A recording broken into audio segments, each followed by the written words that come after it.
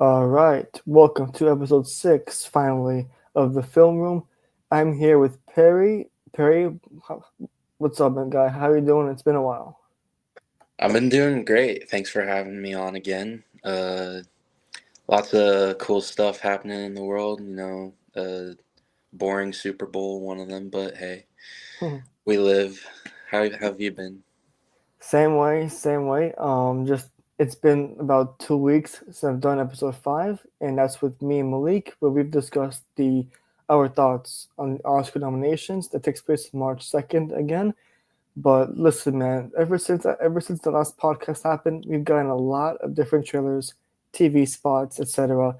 And without further ado, let's begin with our thoughts on the Fantastic Four trailer that we got. Let me real quick share the screen here. Okay, share screen. And listen, this was a very short trailer that we got.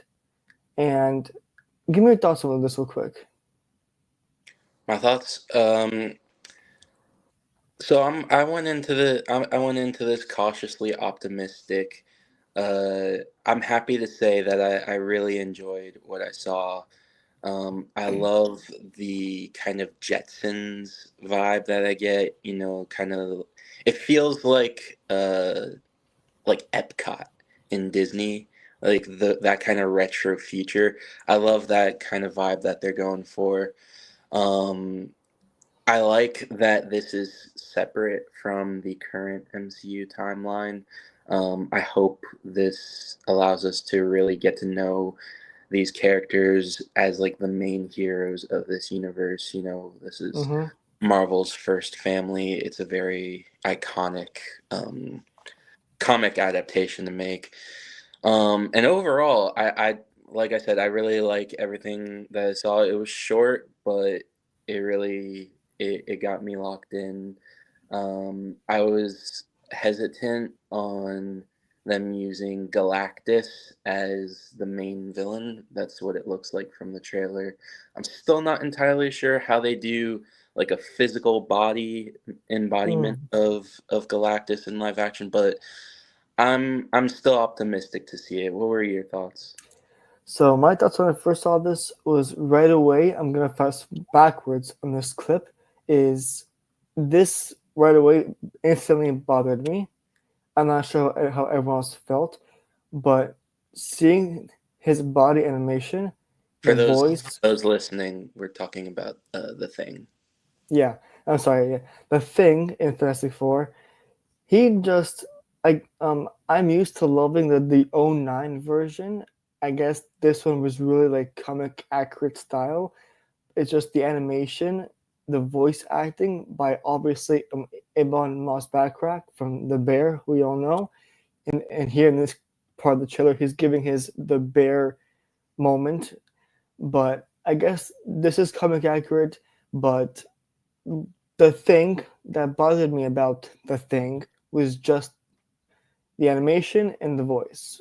But other than that, I'm so glad after seeing the Galactus that we've gotten in '09 in an actual cloud.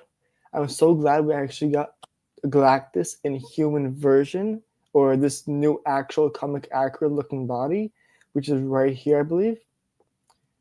Please don't trailer. I mean, please look at it right here. We got this was possibly, arguably the best shot of the trailer because the fact that he can grow huge and small, and the fact that he's in this comic accurate outfit, I just cannot wait to see the face, and I really want to see. I mean, I'm not a huge comic book nerd, so I'm not really sure familiar with his powers other than he eats planets. But I'm just really curious to see what he does in this movie and how realistic it all comes together. You know? Yeah, so I'd like to backtrack to what you said about the thing. I've been seeing some of that discourse online as well, but I feel like I'm on the opposite end. I I kind of like the looks of it. I like the sweater. The thing that kind of threw me off was the voice of Ebon Moss-Bachrach because I'm used to when I think of the thing, I think he has like a super deep voice to go with like Yeah, his rock yeah. aesthetic. But if they take this creative direction, that in my head, then I think it would be a good idea. If because he still sounds like his normal self.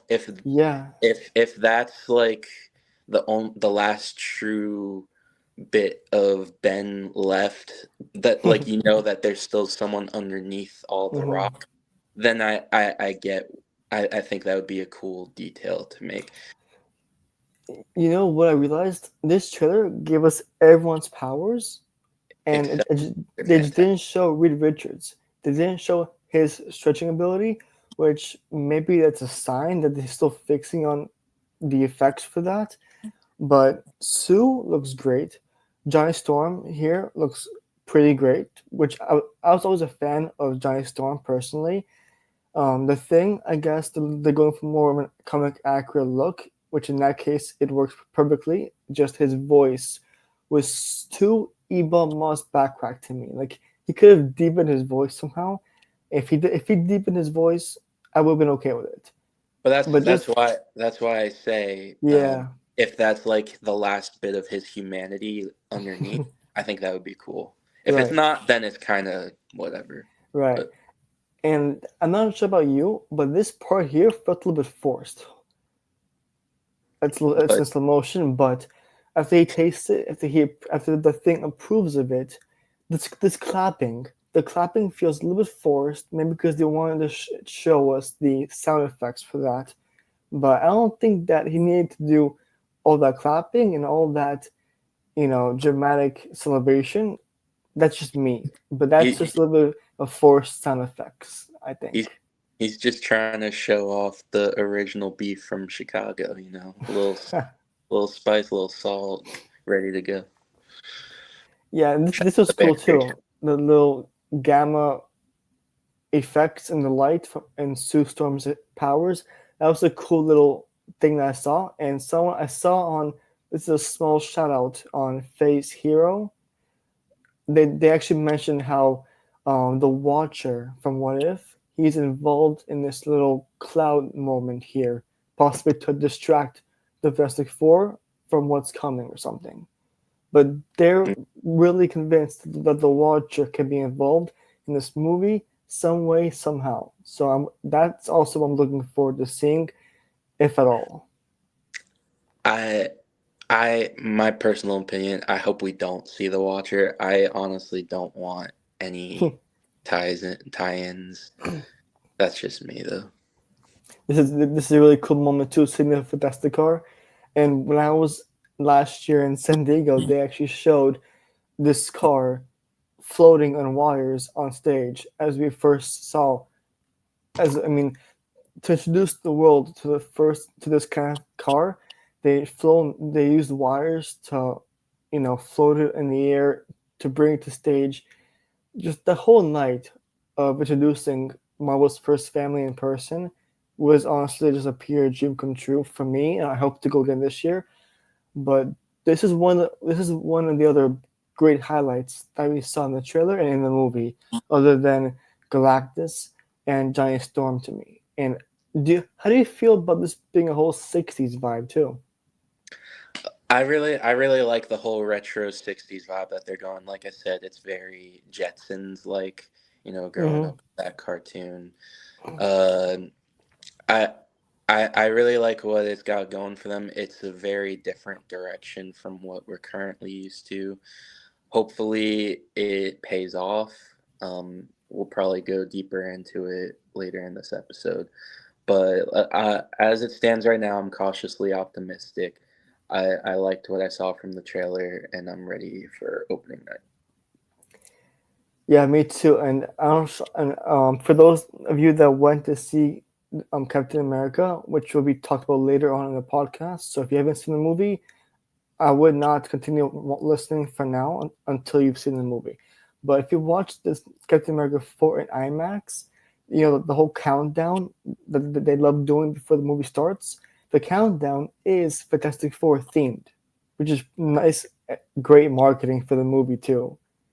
So that's another thing I want to point out. They had the same four you see, the same font, the same color theme, everything. You see when they count down five, four, three. The music from Fantastic Four is in the countdown. The animation, everything about the countdown is like taken from the movie.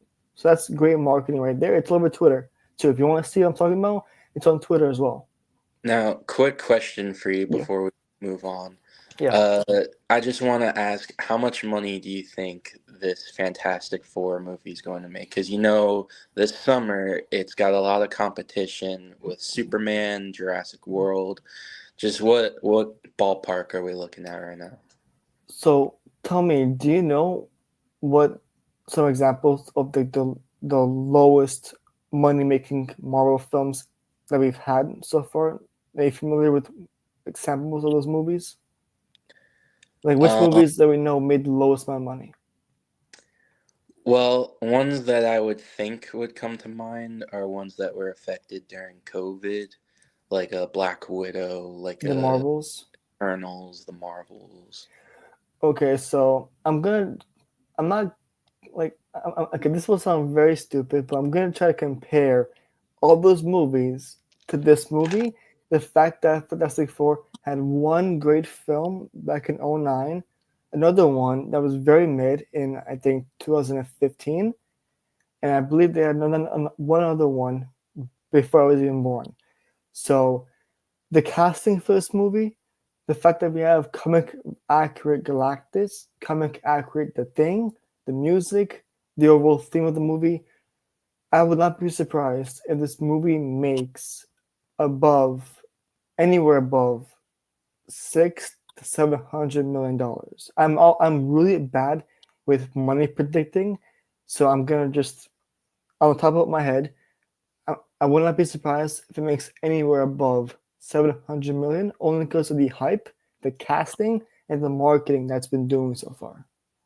Yeah, I feel like it's in a very similar situation, though not quite the same as Superman, because I feel like um, with the Fantastic Four, it hasn't really been done well in the past, look, to the best that it can be. I mean, sure, a lot of people love the 2000s versions.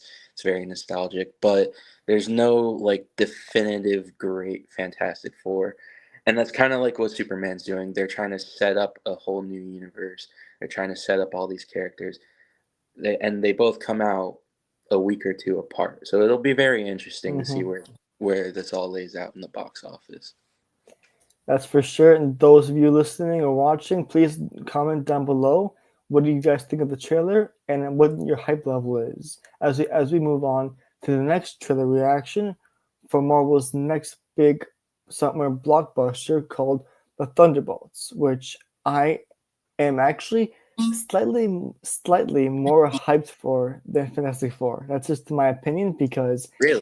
yes, because many actually a few reasons why. Because one, this movie is told to be similar or just like the DC's Suicide Squad, and the fact that we're dealing with Sentry is in here. The first is Sentry a hero or a villain or anti something? I'm not familiar with Sentry, which is I think not he's like great. a hero. Because look at this, he's turning people into shadows for one thing. I mean, I don't know, man. I'm I'm speechless. Bucky's back with his long hair, which I'm happy about. This team that consists of obviously Bucky, Florence, Black Widow, Red Guardian, evil. Well, to me, still evil Captain America. You have Ghost. This team is the meaning of chaos. It's the meaning of disaster, and but it's also the meaning of what like as a team together, I believe that they're able to accomplish any mission possible as long as they do obviously get along. But this is just like DC's Suicide Squad, but for Marvel, which to me is all the marketing that it needs. All right, so I agree with you. I do think that this does give off Suicide Squad vibes. This is Marvel's version. I love seeing Florence Pugh, Sebastian Stan, and the rest of them. Um, Here's my gripe with this film. So, and this is kind of like a grander scheme of Marvel. So, with the Thunderbolts, this is supposed to mark the end of Phase 5 of all the movies. And I remember growing up, all these phases of movies, they used to kind of mean something. Like there was a strong conclusion to it. And when I look at this, we've already breezed through two phases. We're past 4 and 5, and so I'm gonna list all of these movies really quick and just kind of summarize what I'm gonna say. So with Phase 4, after Spider-Man: Far From Home and the Endgame, we got Black Widow, which was which was received with mixed reactions. It could have happened earlier in the Mhm. timeline. I feel like Scarlett Johansson deserved that. Shang-Chi, I thought it was solid. Nothing crazy, but it was solid. Eternals, that definitely got a lot of mixed reactions. It wasn't Oh, for everyone. Spider-Man: No Way Home, it was a massive success, but I also think that it kind of ruined the MCU for the future. I'll get into that in a second. Doctor Strange Multiverse of Madness wasn't a hit. Thor Love and Thunder, in my opinion, one of the worst movies in the MCU. Black Panther Wakanda Forever wow. is a good movie. It's tragic what happened with Chadwick Boseman, but it did honor its legacy. I'll give it that. Then you go to Phase 5, and I feel like it's just gone to shit, frankly. Ant-Man and the Wasp: Quantumania, the worst MCU movie. Guardians of the Galaxy Volume 3, it's great. I love that movie. James Gunn is gone. You can't do anything with it for the future. The Marvels, it's a mixed bag. Deadpool and Wolverine, I'm not a huge fan of it. A lot of people were. We'll get into Captain America Brave New World, and then you conclude it with Thunderbolts. There's no cohesive direction with any of what I just listed. It was supposed to lead to Kang the Conqueror, which I get. There was a lot of controversy behind Jonathan Majors, but they're not going to do anything with him because now we know that there's going to be Doctor Doom and Avengers Doomsday. So they're kind of just throwing everything that we just watched away. And so now this is supposed to be the big finale to this, leading into the Fantastic Four in the next phase.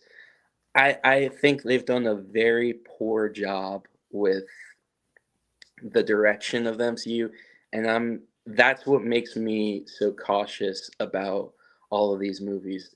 I feel like they are missing a step, and it seems like they've lost their way to where they want to try to fit in every single reference that they Mhm. can. Oh, I look at this. We got all these cool things that should make you excited, but it comes off as exposition, and I think that's the worst way to go about it.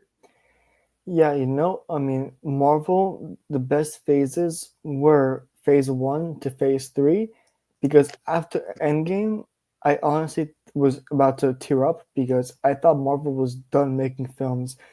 Done. I mean, I don't think they had any TV shows even during phase one to phase three. So I was scared thinking that we had no more Marvel films or content coming up because of the way Endgame ended. So I knew that Phase 4, once I heard the announcements, I knew, hearing all the movies that are coming out, all the shows we got, I know that this was just a bunch of fillers that we got. And I mean, Phase 4 to me had very, very, very few decent content, but more bad fillers, just to keep us entertained until the big shots come up. To Okay, me, yeah, so you mentioned all of these fillers, but now it's not leading to anything. We know that right. it's going to Doctor Doom. It's not to Kang. So what's it all for? That's a good point. Now I have no idea what the point of them was, which is why to me it makes kind of more like of just like I don't know how to explain it. I, I don't know. I came to this podcast really just speechless about, or just couldn't even think. But Phase Four was definitely Marvel at its lowest. And that's all. That's all I will say. Aside from some movies, but now this is now Phase Five with the Russos coming back to direct Doomsday and Secret This Wars. this, this is I the end of Phase 5. We're going into Phase 6. You didn't even right. know there was a So, Phase 5. so okay. So which movies? Tell me what movies or shows were part of Phase Five? Ant-Man and the Wasp: Quantumania, Guardians of the Galaxy That 3. wasn't Phase Four. Nope. Hmm. You see, Okay. you would never have known. You would never. Exactly. That's how complicated Marvel became now and confusing. But okay, so which movies are Phase Five? Thunderbolts for sure. Fantastic Four. Nope. Fantastic Four is Phase Phase 6. Four. Phase Six. Okay. Yep. Okay. So tell me what's Phase Five before I sound more stupid. We got, like I said, Ant-Man and the Wasp: Right. Quantumania, Okay. Guardians of the Galaxy 3, The Okay. Marvels, Deadpool and Wolverine, Captain America: Brave New World, and now Thunderbolts. And Thunderbolts ends Phase Five. That's it. Okay. So the fact that I didn't even know that this is part of Phase Five or going to Phase Six is where is the first issue with Marvel. That's right there. So I'm doing is going through one show, one movie at a time, and just praying that they're better than what I expect them to be. Because if they're not, if they're falling down like DC is, I'm gonna start getting worried because Marvel was my first family since Iron Man 1. So it would suck to start getting confused myself at where Marvel is heading. Although we do know now these movies are supposed to start heading now towards Doctor Doom, unless there's a much more bigger bad on the way. Which I'm not a fan of the casting, anyways. That's a Yeah, whole that's a whole another podcast. yes. So back to Thunderbolts again. I will say that I'm a big fan of the movie. I'm a big fan of the casting of the team because they're not heroes. They're just out for to do missions they were assigned to do. We now found out who bought Avengers Tower, and I'm just looking forward to the dynamic, the script writing, the effects, and the overall story because this trailer looks good.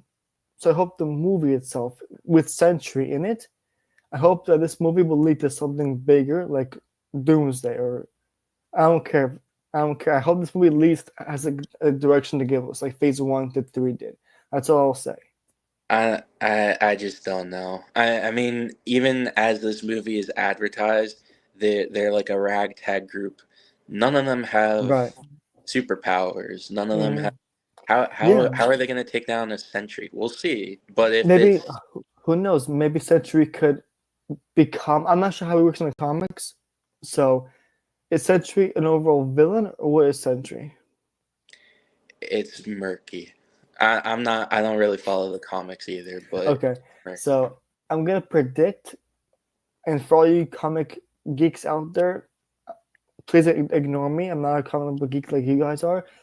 I'm gonna predict that since Sentry is technically to them unkillable, it looks like in the trailer, maybe he could. He's definitely he shouldn't be a one and done character. No way, for how big of a character he is. So I just hope he finds a way to maybe I can't even like maybe I'm gonna stop talking before I embarrass myself. I don't know how to explain it at all. I can't think today. I have no idea what to think of Sentry. All I know is that the casting for Sentry is pretty different and weird because it's the same guy who played Bob in Top Gun. If you remember that guy, the Oh, newest Top Gun. really? Oh, Yeah, I don't yeah, get those vibes. yeah. That's interesting. When he was at the premiere for Captain America 4, and he was there, and I realized I saw the IMDb casting sheet.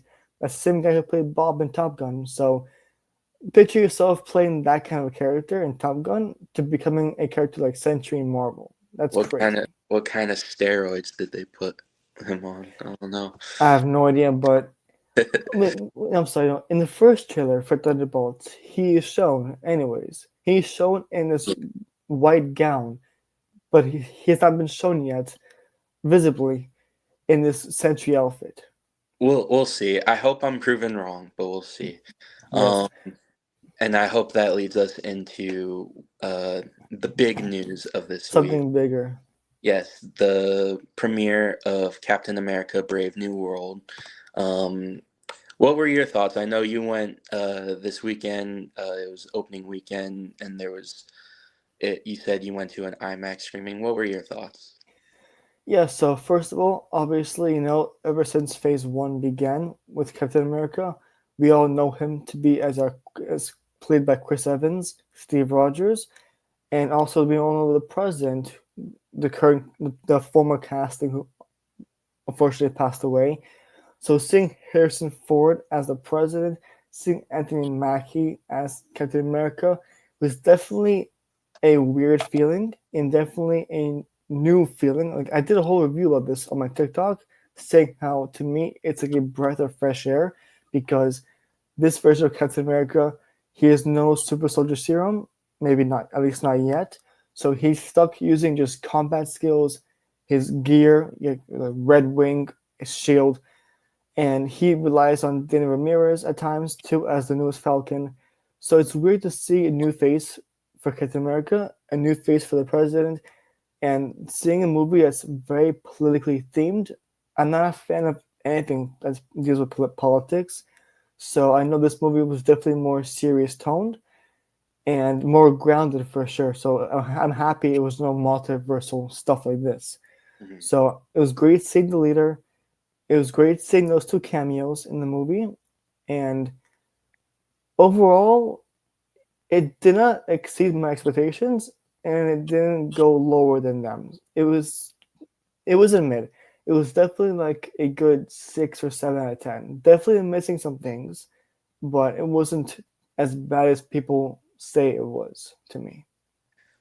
All right, so I want to start with my positives. I'm Mhm. very happy for Anthony Mackie. I think he is a very cool person in real life, and he seems to be very passionate about taking up this mantle. Mhm. Uh, I thought the action scenes were pretty decent. I thought uh, they did a pretty good job with that aspect.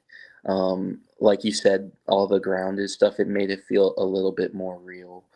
Um, and it is kind of cool to see like Red Hulk being brought to life. Yeah. Um, because we haven't really seen that much of regular Hulk Mhm. quite some time. So it's kind of cool to see uh like a what Hulk really should be, like a very angry person. Yeah. Here's here's here's what I have to say.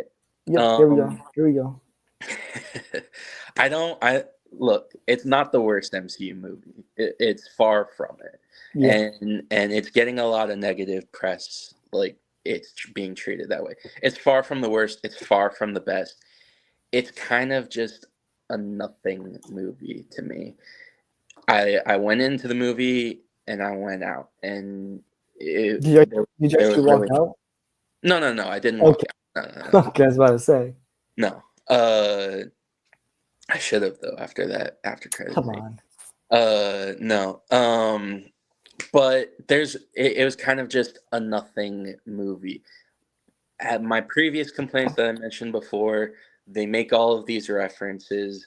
Now there's adamantium. There's the celestial thing that spewed out of the planet. Yeah. Whatever. And it does echo a lot of real life, a controversial figure becoming a president and being controlled by a tech savvy supervillain. Whoa, hint, hint. But yeah, uh, I it just really did nothing for me. I thought the villain and the leader was super boring. He had like these powers where he could see into the future and all of these. He did not. Did he see himself losing? No, he did nothing, and then he just got caught, and it was just Hmm. bleh. You know, Um, there's a whole rumor saying that he got caught on purpose to go to that raft because of something coming in the future that he knows he could be safe from in the raft. I don't That's care. been a rumor. I'm I just don't saying. care that they did a bad job with him. It's very boring. With the Red Hulk, everything that you see in the trailer, that's the Red Hulk. It's only for like 6 minutes tops, and that's really it. There's no specialness to it. I thought this was a very ugly looking movie. I could tell that there was a lot of reshoots with it. Hmm. Um, I don't exactly know what the behind the scenes for it looked like, but there was a glare in like every scene for me where it was hard to focus on what was happening Yeah. because it didn't look right. And when you have such a high budget, being a Marvel movie, you just gotta expect better than that, and they didn't deliver with that. I sound like such a big hater here. I don't Yeah, you want to do. be. This is just where the MCU has left me. I grew up with it, and I thought it had such a special place in my heart, but now I couldn't care less about it. And also, one more thing to point out with the Hmm. whole controversial character with I think her name was Ruth Batsaroff. She in the comics she's a Israeli superhero, Hmm. and the actress is with the IDF. There's really nothing to complain about with her. It was a nothing character. Uh, they had nothing to do with her. They changed a lot with it as well. So anyone that's boycotting this movie for that, I think that's kind of ridiculous. Um, she's really there. She's not even in the movie. Like I could blink and she's gone. But that's just what I have to say. I am disappointed. Like I said, it's not the worst MCU movie. It's far from it. It's not the best. I think it's better than the Falcon and the Winter Soldier series that they did, Hmm. um, which is odd because you would think with a series you would have more to flesh out. But I just I came out of this movie just with nothing really to excite me for the future. Um, I don't know. I'm just kind of. Let me let me just say to just before we end off this review for Captain America, I have to say that one of the things I was impressed with was the camera movement and directing of the action scenes when they're flying in the air, whether it's around that celestial from the ocean or whether it's from the beginning of the movie, the action scene.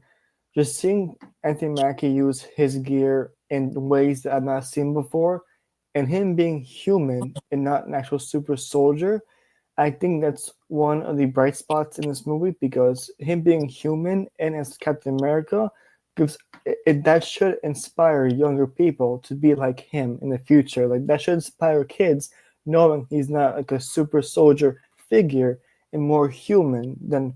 I mean, yes, he trained to be this. He we saw Falcon Winter Soldier. He trained. He basically just trained for it with his shield. He got upgrades from Wakanda. But other than the upgrades and the training, he is still technically human, and that's the best part about him now. Fresh face, a fresh new look for the leader of the Avengers. To me, it should be obviously. I agree. I think that's a nice character aspect for him. Uh, like I said in the beginning, I'm very happy for Anthony Mackie. I hope they continue with him in the future. I wish that they could let more of his personality in because he's such a Mm-hmm. very charismatic guy, and it Yeah. felt like in this movie they were trying to make him super serious. I feel like they should just let him be him. Um, No, I that's mean there were times where he was serious, times where he was maybe improvising off script. It felt like I just think that there were especially with Danny Ramirez, his side partner, he had a few more extra maybe lines or lines that he improvised that to me were cheesy and just the reasons why the script overall lacked what I expected it to be. See, like with his partner, I thought he had more personality than Anthony Mackie in this movie. I thought I know he wasn't exactly comic relief, but he is like that kind of vibe. Hmm. I don't know. I feel like they could have leaned more into it. It's just another criticism. Um, But yeah. no, but a bright spot that I mentioned actually in my review was that um, I see Anthony Mackie and Dan Ramirez, their dynamic duo, to be the next Chris Evans and Bucky Barnes from Marvel. Because we're guaranteed to see both of them again in the future.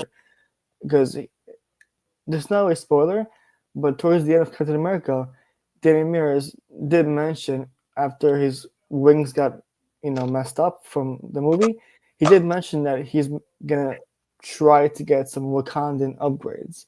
So that right there tells you we could see more of him in the future with Anthony Mackie, and that could be the next dynamic duo of Chris Evans. I mean Steve Rogers and Bucky Barnes. That's what I'm looking forward to as well. I mean, we'll see. Hopefully. Uh, Now, it's time for our last review of one of the best generational shows that ever lived, in my opinion, on Netflix. To be fair, on Netflix. It is called what we all know to be, and that just ended, unfortunately. Perry, tell me what it is. Cobra Kai never dies. Unfortunately, it did die just this week. Die. That's the only thing that I don't like about, you know. No, but honestly, what I love about this is that it didn't just bring like it wasn't just about the action, the drama, the story. The fact that it brought back history. It brought back history into this show, which made you just feel like a kid from the 80s and it felt like you were growing up with the show. Yes, if yes, season one to season six took about 6 years, but just the fact that it brought you back to the 80s was probably the best thing. Even though I wasn't born then, but I did see those movies, and the fact, yeah, that's basically my whole entire point for this. Just the rivalries, the story, the music, the action, the choreography, it got better from season one to season six. They got better. The character developments, I loved it so much, especially with Johnny and Robbie. The fact that Johnny now has a family. You see now the people going to college, people going abroad. We were literally growing up with this cast, and one of the hardest things to do is to see it, you know, be finished. Mhm. Yeah, I think we all have to thank the creators of How I Met Your Mother and Barney Stinson for making this show a reality because he saw that Johnny was the true Karate Kid. But all right, so everything that I just said about the MCU and all those complaints, uh, this show, it's completely nonsensical. There's all these rivalries. It doesn't matter. It's just dumb fun, and I love it for that. It knows exactly what it is. You're there for a good time. It honors the legacy of the original movies. Hmm. Um, it's just a really good time. It's like if professional wrestling was a TV show. One minute you're a babyface, the next one you're a heel, and vice versa. It's just a constant cycle that it's just a lot of dumb fun. It's nice to see a fitting conclusion for all these characters that we got to see over all these years. I'm interested to see where they go with the Karate Kid movie with Karate Yeah. Kid Legends with Hmm. Jackie Chan and LaRusso. Forgetting his name, uh, the actor's name, but I Ralph thought Macchio. that. Ralph Macchio, yes, thank you. My cousin Vinny. I think they did a very good job with the conclusions to these characters. It honored the legacy. Um, it went to like lengths that I didn't think that they would, like Mm-hmm. some spoilers, deaths, and some craziness. But it's just goofy. It's just fun. Great action. I'm looking forward to seeing where all these young actors go for the future. Mm-hmm. I they used a lot of like old Disney Channel kids, like Peyton List and the kid from Kirby Buckets. He's the Hawk guy. Um, Yeah. yeah, so I'm excited to see what they do in the future. It's a nice, cool show. There's really nothing to criticize because it knows what it is. It's just you're there for a fun time. Yeah, and again, one of the best parts is that they know how to turn moments that are meant to be dramatic. They know how to do it to perfection. With all the slow motion scenes, all the screaming, the crying, the spoilers, the broken bones, like the lengths they went in these karate matches show us how much they actually care about the story and how much they want us to feel connected to these characters because whenever it showed the characters getting on the mat, whenever they went to timeouts, training, this and that, you felt connected with them because you're with them every step of the way until the finale. So that's one of my favorite parts about this show, aside from this being very generational and historical. Yeah. Yeah, I think they did a great job concluding it. I'm excited to see where they go for this movie. Um, shout out to Mrs. LaRusso, Ralph Macchio's Hmm. wife.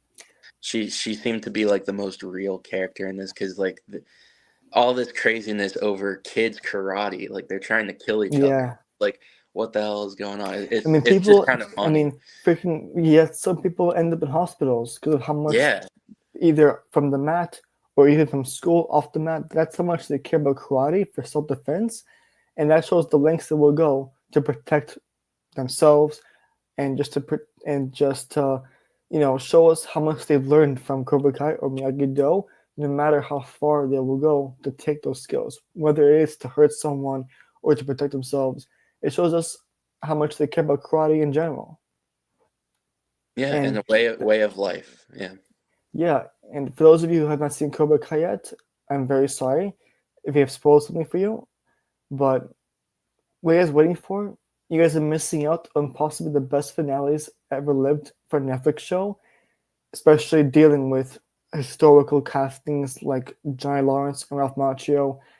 Just this show is, like you said, dumb fun, but to me, I don't know about you, but I teared after the last episode last night. I was tearing up because, again, we grew up with these characters for 6 years, and the fact that it brought back flashbacks from the 80s into this show just tells us how much they want us to know how much they cared about making this show for us.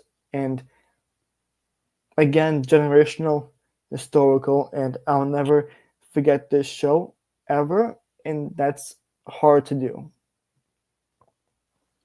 Yeah, it was a lot of fun. Yeah. All right. For those of you watching, listening, comment down below your thoughts on Cobra Kai. We have to end this podcast a little bit earlier than usual, unfortunately. But again, give us your thoughts on the Fast 4 trailer, Thunderbolts, Cobra Kai, and Captain America down below in the comments. And stay tuned for episode 7 whenever that will come, hopefully sooner rather than later. This is Jeremy, aka Entertain Today, here with Perry. And yep, stay tuned for episode 7 and have a good night. Love you guys.